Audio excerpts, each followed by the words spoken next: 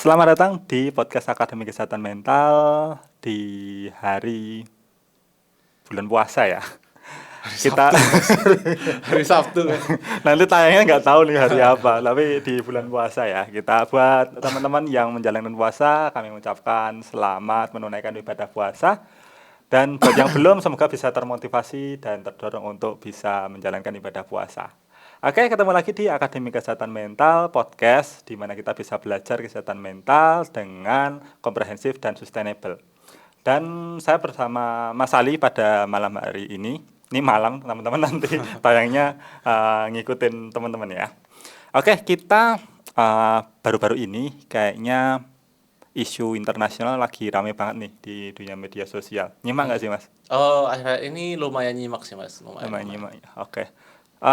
Kalau aku ngelihat nih kayaknya relevan sih buat kita bahas gitu, karena mungkin kayaknya berita-berita yang nggak tahu ya menurut teman-teman itu positif atau enggak, Mm-mm. tapi kalau dari segi aku, entah itu beritanya positif atau negatif, sepertinya kayak mengadu-adu emosi kita gitu. Oh, bener bener Nah, bener. menurut Mas Ali gimana tuh? Mungkin ngikutin nggak sih perkembangan sekarang itu apa? Terus mungkin eh, apa sih pengaruhnya sama mental kita? Mungkin dari POV Mas Ali sendiri gimana?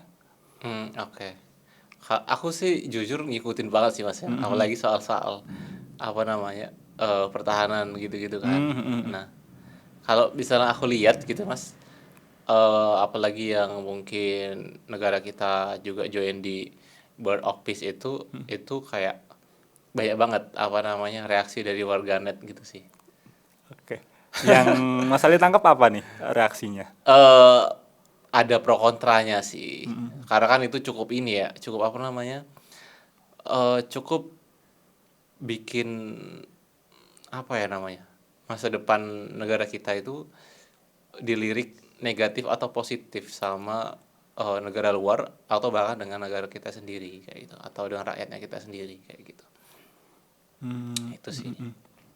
Jadi itu ya berita yang terhangat. Terus kemudian kalau Mas Ali sendiri ngelihat gak sih Mm-mm. ada kayak apa ya semacam cuitan-cuitan di medsos itu cenderungnya kayak gimana tuh? Oke. Kalau aku sih lihatnya ini Mas, kayak kemarin kayak di thread gitu kan ya Mhm, atau di TikTok gitu komentar-komentarnya gitu. Banyak yang komentar negatif lah gitu kan mhm, ya. mhm. Ya pastilah kontra tuh pasti ada gitu kan. Tapi kita juga nggak bisa ngejudgement lebih jauh ya Mas ya. Karena mungkin barangkali para warganet itu juga ada kecemasan terselubung gitu di sana gitu ya. Kayak misalnya ketakutan-ketakutan yang akan Heeh. terjadi gitu kan ya. Karena geopolitik yang manas itu gitu sih. Oh iya, jadi mungkin cuitan-cuitan yang sifatnya negatif ini bukan nggak selalu merepresentasikan sikap ya, barangkali Mm-mm. memang merepresentasikan memang ada kekhawatiran yang muncul Kekhawatiran, juga ya. heeh. Oh, ya, make sense sih. Bener bener, heeh. Karena ya tugas negara juga menjamin keamanan kita juga ya, karena Bener bener. keputusan pemerintah nanti bisa berdampak buat kita. Ini Mas, ada nggak sih pengaruhnya kita tuh nyimak berita internasional kayak gitu terus kemudian sama kondisi mental kita? Mungkin apakah ada pengaruhnya sama kesehatan mental? Menurut Mas Ali gimana? Kalau menurutku sih pasti ada ya Mas ya. Mhm, Eh Jangankan sesuatu hal yang sensitif gitu ya di global gitu. mhm. Kita mengkonsumsi kayak misalkan konten-konten atau informasi yang mungkin dalam labeling itu negatif gitu ya. Itu aja bisa bikin kita ngerasa eh apa ya? Bikin kecemasan kita bisa meningkat kayak gitu. Atau kesehatan mental kita ya tuh lumayan terganggu kayak gitu kan ya. Karena kan semua hal itu di sosmed itu di framing gitu kan. Oh iya, Heeh benar kan. benar benar. Dan itu apalagi kalau misalnya kita scroll satu 2 3 gitu, otomatis algoritma itu akan memberikan hal-hal yang serupa gitu. Jadi ketika kita itu merasa ada hal yang nggak secure dalam diri kita, misalnya kita ngerasa cemas gitu ya, semakin kita scroll maka semakin banyak konten-konten serupa kayak gitu, Mhm. yang bisa bikin kita lebih lebih memvalidasi bahwasanya kita dalam kondisi cemas itu kayak gitu. Oh ya, ngefek juga ya, Ngefek ini ngefek ngefek ngefek. algoritma. Karena mau nggak mau ya, ketika kita itu nonton video ini sampai akhir, nanti konten-konten yang muncul ya serupa-serupa dengan itu ya. Bikin Benar. semakin cemas atau bikin semakin nggak nyaman. Oke, ya. Jadi kalau menurut Mas Ali terlalu update itu juga bikin cemas ya. Iya Iya nggak Mas, sih? benar benar benar. Terlalu update tuh bisa bikin cemas gitu ya, dan menurutku bahaya malah gitu. Kalau kita nggak punya boundaries untuk mental kita sendiri kayak gitu. Mungkin bisa dieksplor boundaries-nya kayak gimana tuh? Sebenarnya boundaries tuh banyak sekali ya Mas ya, kalau kita bisa lihat gitu. Bisa luas sekali gitu. Tapi kalau misalnya sesimpel yang kita bisa ambil contoh gitu kan ya. Kalau misalkan kita emang nggak terlalu merasa berpengaruh gitu ya di sosial media ataupun hidup kita gitu ya. Kita bisa kok untuk apa namanya ya, men-skip gitu konten-konten yang sifatnya itu nge-trigger kayak gitu. Nah, jadi itu bikin boundaries kepada apa namanya, indera penglihatan kita kayak gitu kan ya. Atau batasi sosmed kayak gitu-gitu. Atau mungkin bikin aja kayak misalkan nggak apa kan, ada di sosmed itu ada fitur tidak disarankan gitu atau tidak disukai gitu kan ya. Oh iya, Nah, itu bisa digunakan fitur-fitur itu kayak gitu. Supaya kita nggak kebanjiran dopamin yang sifatnya kayak gitu gitu kan. Cemas gitu jadinya, kortisolnya naik nanti malah. iya sih, bener-bener. Gitu.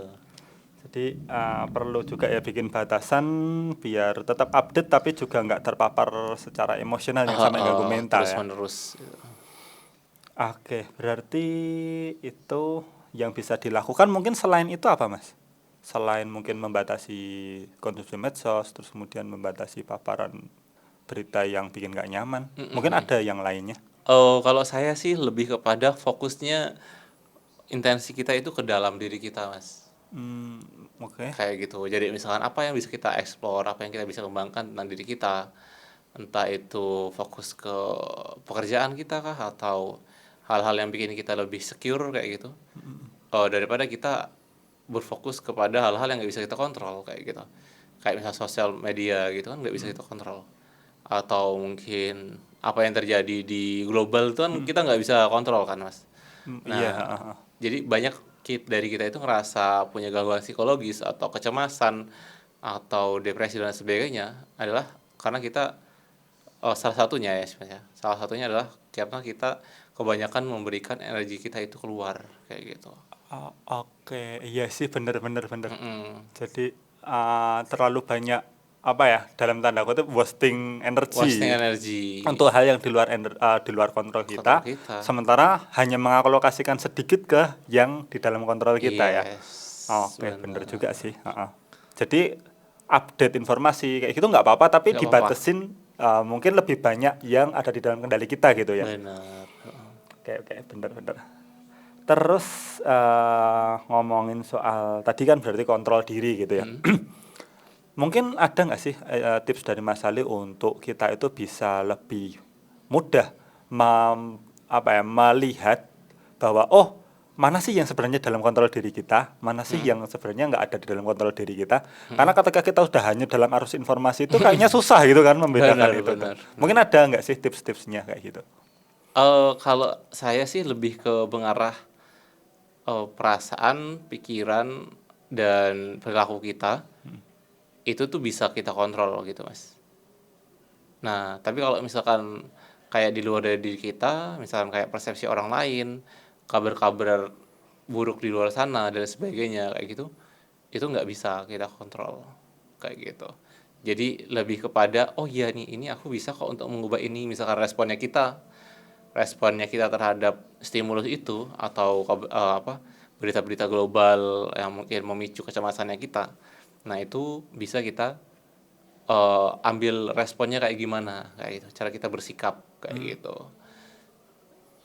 Dan juga bisa dengan cara ya itu sih, kayak ngefokusin ke diri kita sendiri. Biasanya energi itu akan berguna dengan baik kayak gitu. Daripada kita scroll terlalu banyak gitu kan ya, brain rot gitu kan, terus kita buang apa namanya, beberapa waktu untuk komentar negatif dan sebagainya di sosmed, itu kan kayaknya kurang wise gitu aja sih Oke.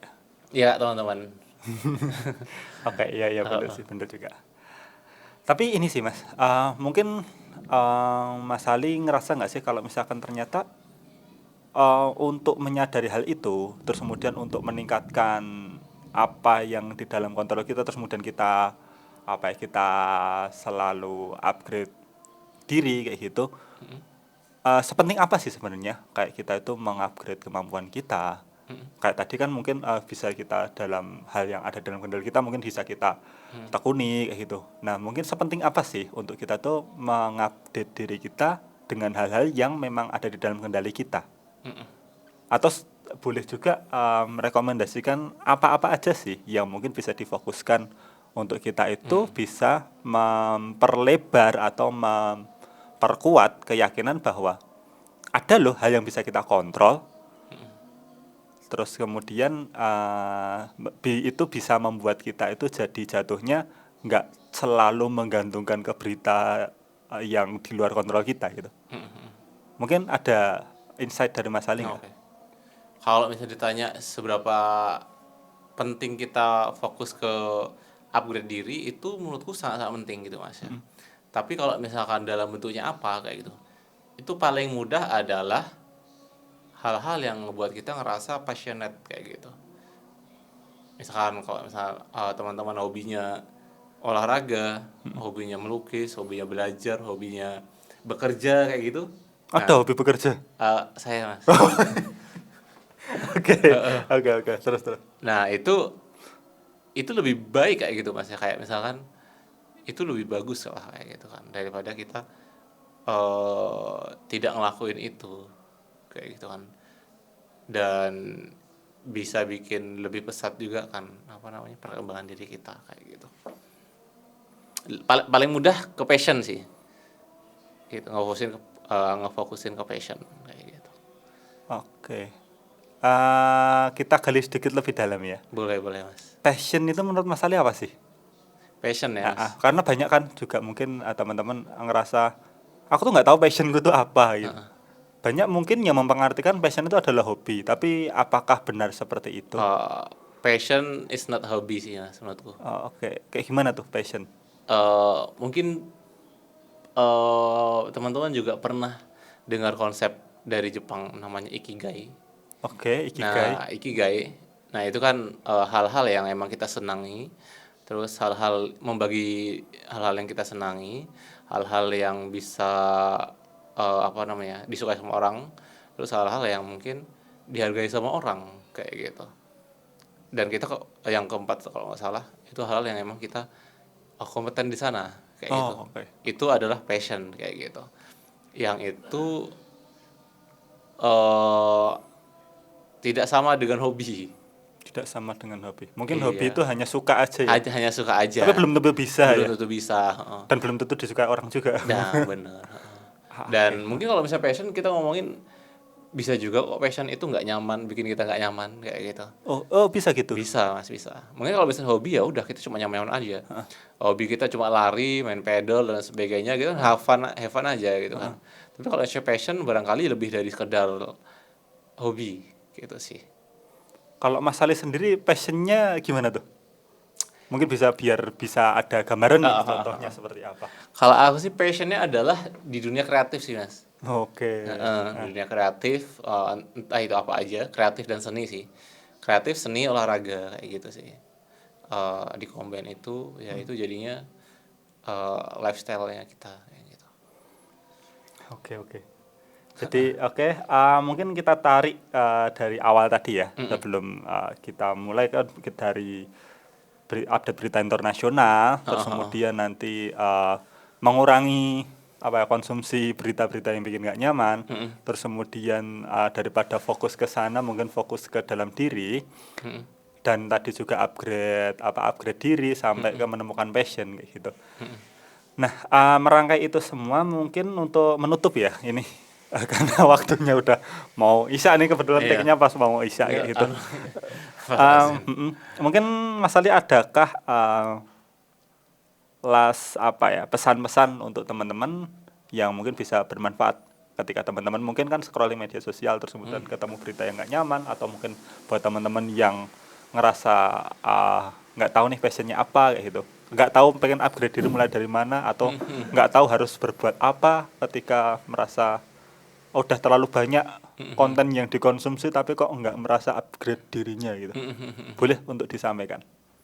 Kalau aku sih last statement-nya adalah lebih ke eksplorasi, action, evaluasi sih, Mas.